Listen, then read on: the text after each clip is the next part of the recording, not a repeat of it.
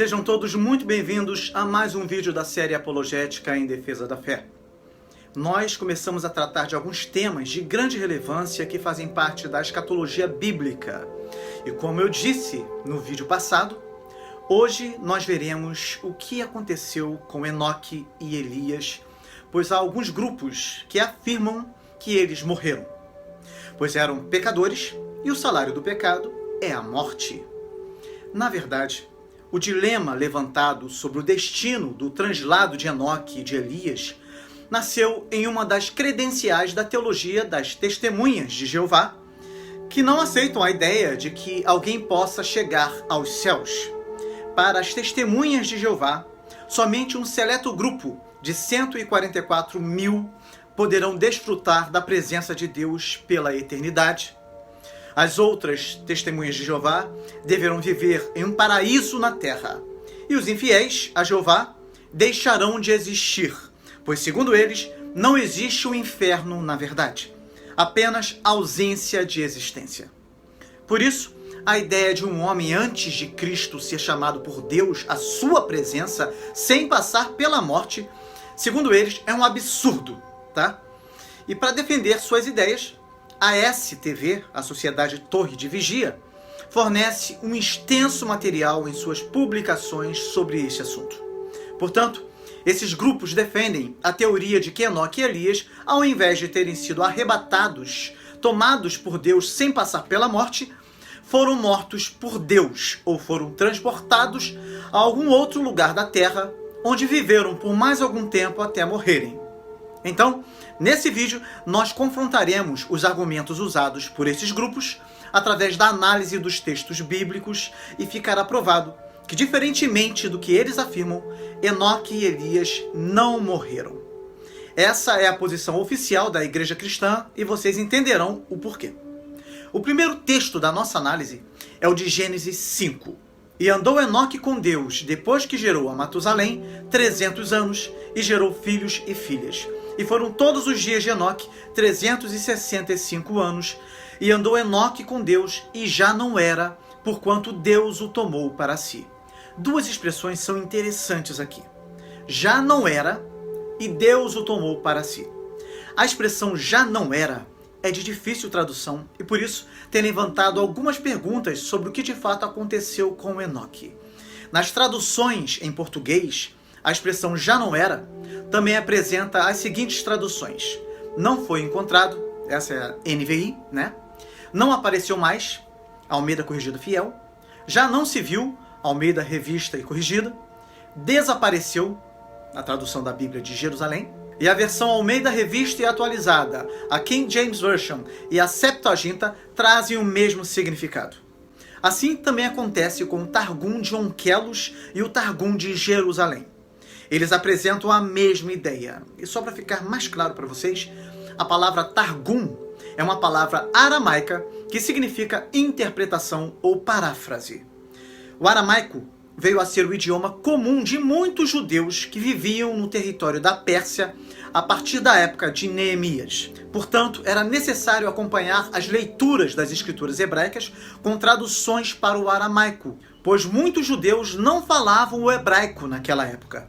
Os dois Targumim mais conhecidos são o Targum de Onkelos, que é uma interpretação ou paráfrase da Torá, os 5 primeiros livros da Bíblia Sagrada, e o de Jonathan ben Uziel, que é uma interpretação ou paráfrase dos profetas. Dito isso, como eu já falei, tanto o Targum de Onkelos quanto o de Jerusalém apresentam a mesma ideia das traduções das Bíblias em português que eu citei. Já o Targum de Jonathan ben Uziel diz: e ele já não estava entre os peregrinos na terra. Então reparem que em todas as traduções existe a ideia de que Enoque deixou de estar presente, pois não foi encontrado, não apareceu em nenhum outro lugar e por isso já não era visto. Não é mencionado em nenhuma dessas traduções que Enoque morreu, como os demais citados no mesmo capítulo 5 de Gênesis. A segunda expressão de difícil interpretação é a Deus o tomou para si. Essa expressão não é uma expressão comum no Antigo Testamento, mas sempre que é apresentada, tendo Deus como sujeito, implica em bênção. É interessante notar, em primeiro lugar, que essa expressão representa, de certa forma, a expectativa judaica de convívio futuro com Deus. Vejam só o Salmo 49, versículo 15. Mas Deus remirá a minha alma do poder da morte, pois ele me tomará para si. A expressão usada em referência a Enoque é nesse salmo explicada como a redenção da alma do salmista, o que favorece a ideia de que Enoque foi remido por Deus e recebido por ele em sua presença. Fato similar acontece no Salmo 73, versículo 24. Tu me guias com o teu conselho e depois me recebes na glória. Nesse verso, a expressão me recebe é exatamente a mesma encontrada na descrição de Enoque em Gênesis. Essa convicção de que uma vida debaixo da orientação de Deus implica em uma vida futura com Ele, embora seja uma crença defendida pelo Novo Testamento, já era então vislumbrada profeticamente no exemplo de Enoque e na expectativa dos salmistas. É muito importante perceber isso, pois esse texto conceitual já nos ajuda a vislumbrar o que lemos em Gênesis 5, não se tratando, portanto, de um assassinato de Jeová, mas de uma ação graciosa de sua parte em prefigurar em Enoque o que fará com todos aqueles que vivem em conformidade com seu caráter. Muito interessante, não é? Podemos notar, sem muita dificuldade, que o texto deixa claro que se Deus o tomou para si, é porque Deus não o enviou para outro local da terra ou alguma região remota. E a fórmula padrão usada no texto de Gênesis também deixa claro que Enoque não morreu. Essa fórmula padrão contém sempre a idade que a pessoa viveu sobre a terra, os filhos que gerou e a morte. Ou seja, a expressão "e morreu" aparece para todos, com exceção de Enoque. Por que será? Algumas pessoas ignoram esse detalhe porque se baseiam no fato de que as traduções dão a entender que Enoque morreu. O texto da Almeida Corrigida Fiel diz claramente que 365 anos foram todos os dias de Enoque. A NVI diz viveu ao todo 365 anos. A Bíblia de Jerusalém, por sua vez, diz toda a duração da vida de Enoque foi de 365 anos. Ou seja, Gênesis 5, 23 dá a entender que Enoque morreu. Mas não podemos interpretar a Bíblia afirmando o que ela não afirma. A Bíblia não disse que Enoque morreu, embora tenha afirmado que as demais pessoas citadas no mesmo contexto morreram. Além disso, há um detalhe que não deixa dúvidas de que Enoque não foi arrebatado para ser lançado em outro lugar da terra. Se esse tempo de 365 anos foi o total de dias em que Enoque viveu, então é absurdo presumir que ele foi trasladado a outra parte do planeta para viver ali mais vários anos até morrer. Se esse tivesse sido o caso, 365 anos não teria sido o total de anos da vida dele, mas apenas uma parte de sua vida, e Enoque teria vivido muito mais depois disso.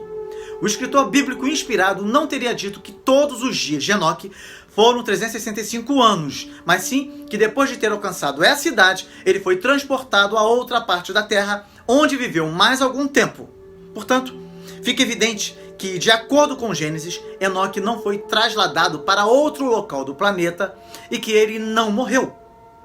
Além de Gênesis, há outros textos que nos ajudam a compreender isso.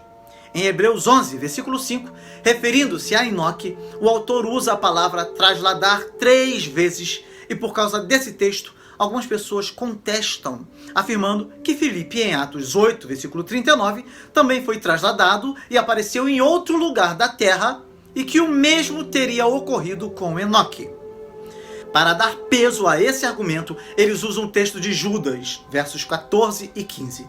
E destes profetizou também Enoque, o 7º depois de Adão, dizendo: Eis que é vindo o Senhor com milhares de seus santos, para fazer juízo contra todos e condenar dentre eles todos os ímpios por todas as suas obras de impiedade que impiamente cometeram e por todas as duras palavras que ímpios pecadores disseram contra ele. Elas argumentam que Deus trasladou Enoque para outro lugar da terra porque ele estava sendo perseguido pelos ímpios da época e então Deus teria livrado Enoque de ser assassinado e seria essa a razão pela qual Enoque não viu a morte. O problema com essa teoria é que ela não tem a mínima base bíblica. Embora alguns usem o texto de Judas, não há nada no trecho citado que diga que Enoque sofria algum sério risco de morte. Além disso, não há nada no texto que sugira que Enoque estava para ser assassinado por alguém.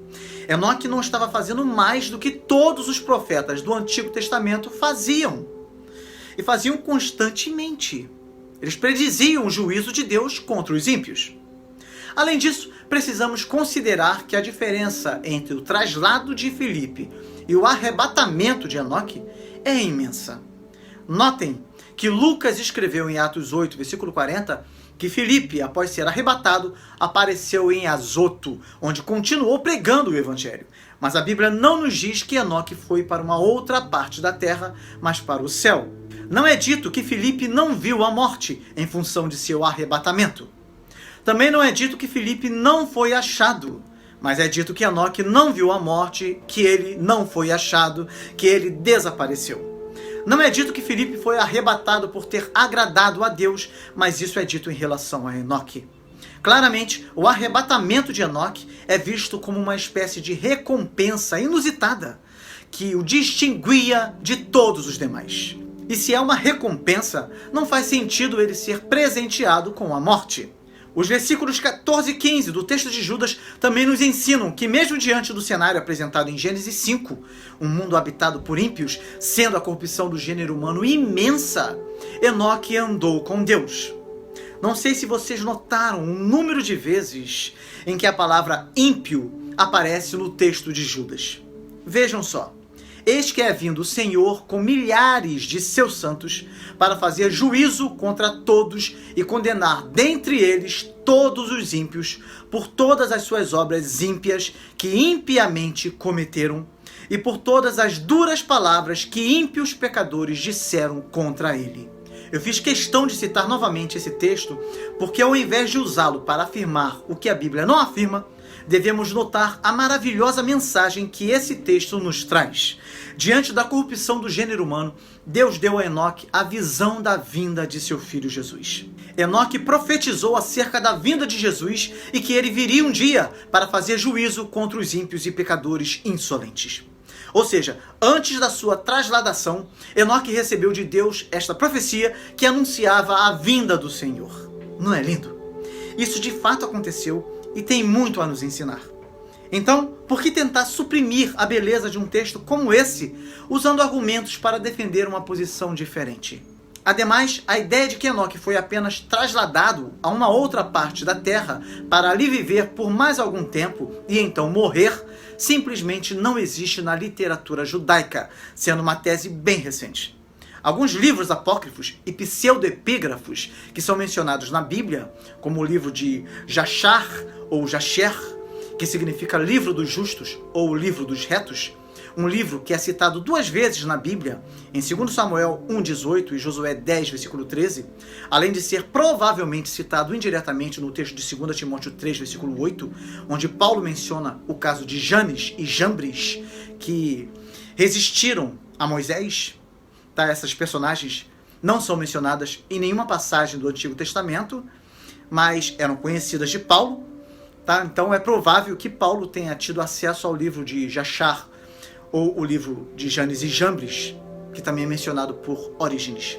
De qualquer forma, esse livro diz que Enoque foi arrebatado ao céu direto para a presença de Deus.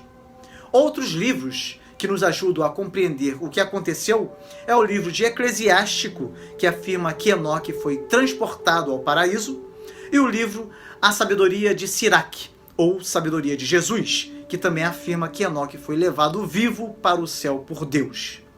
Eu estou citando esses livros não canônicos só para que possamos compreender o pensamento judaico acerca do que aconteceu com Enoque. É importante que se diga que nenhuma doutrina, nenhuma mesmo, tá, deve ser ensinada tendo-se como base a literatura apócrifa ou até mesmo a tradição oral. A tradição oral certamente tem muitos elementos verdadeiros, fatos passados por Adão aos seus descendentes e assim por diante. Nem tudo que foi relatado por escrito é verdade, porém precisamos estar cientes de que assim como a tradição oral tem elementos verdadeiros, também há informações falsas, e assim é impossível saber hoje o que realmente são fatos históricos ou o que são apenas fábulas e lendas. É por isso que não podemos fazer doutrina com fatos duvidosos. No entanto, é importante notar que essa literatura também não apresenta a ideia de que Enoque foi mandado para outra parte do planeta ou que morreu. Portanto, não há base bíblica nem histórica que negue o traslado de Enoque e que ele não viu a morte. Assim, não podemos inferir que Enoque estivesse sendo perseguido e que por isso Deus tivesse precisado mandá-lo para outra parte do planeta, onde viveria isolado pelo resto de sua vida. Isso sequer tem sentido, pois ninguém é capaz de viver sozinho por tanto tempo, além de ser uma enorme crueldade para com Enoque, visto que o homem foi feito para viver em comunidade, em comunhão com as outras pessoas. Ninguém consegue viver absolutamente sozinho pelo resto da vida. Deus fez o homem para viver em sociedade, não em isolamento. Deus de fato o tomou para si, como diz Gênesis 5, versículo 24. Os que defendem a morte de Enoque e Elias argumentam que o autor de Hebreus, após citar Enoque junto a várias outras personagens bíblicas de renome, diz no capítulo 11, versículo 13, que todos esses morreram. Isso seria a prova de que Enoque morreu. Será que é isso que o texto de Hebreus está nos dizendo? Se usarmos a ótica da generalização, não teremos dificuldade em compreender esse texto. Vejam só, o fato de que todos os outros citados morreram, o autor, então, nesse caso, pode ter usado a palavra todos de forma geral. E Enoque seria então apenas uma exceção à regra geral. A Bíblia apresenta outros exemplos como este. Marcos diz que alguns discípulos se incomodaram com o desperdício de perfume. Mas João afirma que quem reclamou foi apenas um dos discípulos, foi Judas. Quando o diabo levou Jesus a um monte muito alto, ele mostrou todos os reinos da terra, isso está registrado em Mateus 4, versículo 8, fica claro que por mais alto que fosse o monte, não se podia ver literalmente todos os reinos do mundo. Jesus viu muitos reinos, e o autor generalizou usando a palavra todos. Em Mateus 26, versículo 31, Jesus disse que todos os discípulos o abandonariam. No entanto, houve um discípulo, João, que o seguiu até o pé da cruz. Nós também fazemos isso com frequência.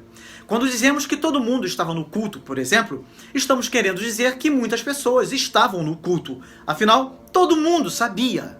Percebeu? Portanto, se há ocasiões em que efetivamente todos ou todo mundo não se aplica a literalmente todos, mas a uma grande maioria dos mencionados, então Hebreus 11, versículo 13, pode perfeitamente se aplicar ao caso. Ainda mais com tantas evidências bíblicas e extra-bíblicas de que realmente Enoque não passou pela morte. Mas podemos compreender o texto de Hebreus de outra forma. Notem que o foco desse texto de Hebreus sequer está centrado no fato de terem morrido ou não, mas sim no fato de terem morrido na fé. Morrido na fé. Enoque não morreu, mas quando foi arrebatado e deixou esse mundo, certamente morreu na fé, pois ele não precisaria mais da fé, já que passou a estar na presença de seu Criador, vivendo com ele e usufruindo de todas as promessas no local onde não há tempo, mas eternidade. Portanto, ele morreu na fé e passou a viver no céu, onde a fé não era mais necessária. E o próprio texto de Hebreus, nesse mesmo capítulo 11, no versículo 5, nos afirma que Enoque foi trasladado para não ver a morte. Desta forma, esse argumento é quebrado e facilmente derrubado. Porém, as testemunhas de Jeová não se dão por vencidas e, na tentativa de explicar esse texto, trazem uma interpretação muito peculiar, mas muito peculiar mesmo. Elas entendem que Enoque foi assassinado por Jeová, mas estava em transe e por isso não viu a morte. Essa conclusão tem alguma base bíblica? Certamente não. Já temos demonstrado que o próprio texto de Gênesis nada fala sobre esse assunto e que o autor de Hebreus clarifica a ideia já apresentada em Gênesis 5, versículo 24. Enoque não viu a morte, ou seja, não morreu. Um claro indicativo disso é a construção grega por trás dessa sentença. A expressão para não ver a morte é construída com um infinitivo articulado que normalmente indica propósito, mas aqui parece apresentar o resultado de uma ação anteriormente realizada. Ou seja, Enoque foi trasladado e por isso não viu a morte. Essa simples observação sobre a estrutura do texto impossibilita a ideia de que não ver a morte signifique não ter percebido a morte. A ideia do texto é clara. Enoque não experimentou a morte por ter sido trasladado. A versão grega da Bíblia hebraica, a Septuaginta, no texto de Gênesis, onde diz que Enoque andou com Deus, diz que Enoque agradou a Deus, e é uma interpretação lógica, pois só pode andar com Deus quem o agrada. O autor de Hebreus interpretou assim também. E Hebreus interpreta a frase de já não era como sendo uma trasladação. Deus veio e levou Enoque, ainda vivo, para o céu, para a glória de Deus. E menciona a trasladação 3 vezes. Pela fé, Enoque foi trasladado para não ver a morte, e não foi achado porque Deus o trasladara, visto como antes da sua trasladação alcançou o testemunho de que agradara a Deus. Então, após falar de Enoque, nesse versículo 5, Hebreus 11 fala sobre a fé no verso 6. Ora, sem fé é impossível agradar-lhe, porque é necessário que aquele que se aproxima de Deus creia que ele existe e que é galardoador dos que o buscam. Ou seja, Deus recompensa os que o buscam. Enoque andou com Deus e agradou a Deus, pois tinha fé em Deus. Então, o Deus que colocou a regra de que todos morreram por causa do pecado, não está sob essa regra e pode suspendê-la quando bem quiser. E a Bíblia nos apresenta 2 ocasiões em que ele suspendeu essa regra: no arrebatamento de Enoque e Elias. Algo digno de nota é que a genealogia de Crônicas 1 apresenta Enoque como sendo o 7º homem depois de Adão. Quando Enoque foi trasladado, Adão já havia morrido há 57 anos. No entanto, a cronologia bíblica nos informa que Adão estava vivo durante 308 anos de vida de Enoque sobre essa terra e pôde então ter a alegria de vê-lo caminhando com Deus, mesmo diante de um mundo corrompido pelo pecado. E o que é muito interessante notar é que, embora as traduções de Gênesis nos digam que Enoque andou com Deus, o verbo andar está no hitpael, que é, em geral, uma forma reflexiva ou recíproca, em que o sujeito executa e sofre a ação do verbo ao mesmo tempo. Sabe o que isso significa? Imagine aí, por exemplo, alguém fazendo algo que gosta de fazer. Essa é a ideia.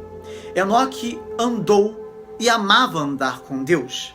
E além dessa forma reflexiva do verbo andar, o texto original apresenta mais um detalhe muito importante. Nos é dito literalmente que Enoque andou com o Deus. É assim que está em hebraico. Parece uma diferença sem muita importância, mas cada detalhe é importante. Nesse caso, podemos perceber a afirmação de que Enoque andava com o único e verdadeiro Deus. Algumas pessoas adoram o sol e a lua, que não são Deus. Há uma imensidão de pessoas que adoram os deuses que o próprio homem criou, deuses feitos de barro, de pedra, fruto das ideias de seus criadores, que na verdade nada podem fazer pelo homem.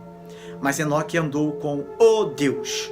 O Deus verdadeiro é o único que pode afirmar: eu sou. Os demais são apenas falsos deuses que servem apenas para afastar o homem do caminho da salvação. Vocês lembram do relacionamento de Adão com Deus antes da queda? Lembram? Pois é. Tendo isso em mente, podemos imaginar o tipo de relacionamento que Enoque tinha com Deus. Numa destas caminhadas com Deus, Enoque foi conhecer a casa celestial e acabou ficando por lá. Há ainda uma questão a ser resolvida. O que dizer de João 3, versículo 13? Esse texto diz exatamente o seguinte: ora, ninguém subiu ao céu, senão o que desceu do céu, o Filho do Homem que está no céu. Como defender a teoria de que Enoque e Elias foram arrebatados, transportados, trasladados para o céu, diante dessa afirmação feita pelo próprio Cristo, que estava e está no céu? A má compreensão desse texto faz com que alguns grupos pensem que o que aconteceu com Enoque e Elias foi algo semelhante ao acontecido com o corpo de Moisés, que foi sepultado por Deus num vale na terra de Moabe, em frente de Bet-peor. E ninguém soube, até hoje, o lugar da sua sepultura, isso conforme Deuteronômio 34, versículo 6. Nessa série, há um vídeo explicando a razão do diabo querer o corpo de Moisés. Se você ainda não assistiu, assista. Isso vai te ajudar muito a compreender que o que aconteceu com o corpo de Moisés é completamente diferente do que aconteceu com o corpo de Enoque e Elias, os quais não foram sepultados por Deus. A regra hermenêutica, que jamais pode ser esquecida, que já virou até jargão, mas que é a pura verdade, é a seguinte: texto fora do contexto é pretexto. Texto fora do contexto é pretexto. Portanto, vamos analisar o contexto. Jesus estava conversando com Nicodemos, né? Observe o verso anterior. Se tratando de coisas terrenas, não me credes, como crereis se vos falar das celestiais? Jesus, nesse texto, faz o claro contraste entre o que é terreno e o que é celestial. Nesse verso, Jesus considera que sua mensagem oferecida até aquele ponto a Nicodemos era terrena, mensagem que Nicodemos deveria ter entendido. A questão de Cristo é: se ele falasse de coisas celestiais, Nicodemos não seria capaz de entender ou crer. No contexto de diálogo de Jesus com Nicodemos, o contraste entre o que é terreno e o que é espiritual é fortemente estabelecido. Essa ideia de contraste entre o que é terreno e o que é espiritual é o foco do diálogo, e está claro que aquele que não é nascido do alto, do céu, do espírito, não pode entender coisas espirituais, pois não tem sua origem nos céus. Por outro lado, Jesus se apresenta como aquele que é perfeitamente habilitado para conduzir os homens ao novo nascimento, pois fala das coisas espirituais, pois é do céu e não da terra, como Nicodemos. Diante desse paralelo, fica evidente que a questão não é se alguém foi trasladado, mas se alguém tem sua origem nos céus para ensinar coisas espirituais. Dá para perceber? Quando entendido no seu contexto, notamos que a frase de Jesus em nada se conflita com o testemunho das Escrituras sobre Enoque. Fica evidente que a questão não é o subir ao céu, com o sentido de se achegar a Deus na eternidade, visto que nem de longe essa é a ênfase do texto, mas que ninguém jamais teve acesso às informações de caráter celestial e pôde voltar para anunciá-las. A palavra céu, no versículo 13, é o local da própria habitação de Deus, é o domínio de Deus, o local onde ele se encontra, e não o local para onde os homens vão após a morte. E embora Deus esteja em todo lugar, para efeito de entendimento, a Bíblia usa termos espaciais, pois nós somos seres espaciais e isso facilita a nossa compreensão. E Jesus sabe dessas coisas porque ele é Deus. Ele tem conhecimento pleno acerca dessas coisas. Essa leitura se harmoniza com todo o restante da passagem e respeita não apenas a gramática, como a hermenêutica, além de ser encontrada em teólogos de diferentes opiniões. Ou seja, nesse texto de João 3, Jesus afirmou que ele é o Filho do Homem, representante da humanidade, e ele é também do céu, pois ele é o próprio Deus. Ele afirmou a sua onipresença ao dizer que, embora estivesse com os pés na terra, ele continuava habitando no céu. E é por isso que ele pode falar sobre as coisas celestiais. Portanto, Enoque foi o primeiro a ser arrebatado, sendo levado para a presença de Deus sem passar pela porta da morte. O segundo foi o profeta Elias. E é importante lembrar que o Deus que colocou a regra de que todos morrem por causa do pecado não está sobre essa regra e pode suspendê-la quando bem quiser, como eu já falei. E as exceções que ele fez foi Enoque e Elias. Jesus não quebrou a lei da gravidade ao andar sobre as águas? Jesus não quebrou também a lei da física quando multiplicou os pães e transformou a água em vinho? Jesus não quebrou também a lei da morte ao ressuscitar dos mortos? E ao ressuscitar mortos também? Portanto, Deus pode suspender suas regras quando ele bem entender. Ele é Deus. E ele mesmo já nos revelou através do apóstolo Paulo, em 1 Coríntios 15, versículos 51 a 58, que na segunda vinda de Jesus, os que estiverem vivos não passarão pela morte, como as demais pessoas dessa terra. Isso mesmo, os que estiverem vivos na segunda vinda de Jesus irão se encontrar com ele nos ares, sendo transformados nesse processo e estarão com o Senhor para todo sempre. Isso nunca aconteceu, nem mesmo na destruição de Jerusalém no ano 70. Nada é dito acerca disso, não há nenhum relato histórico acerca disso. Nada.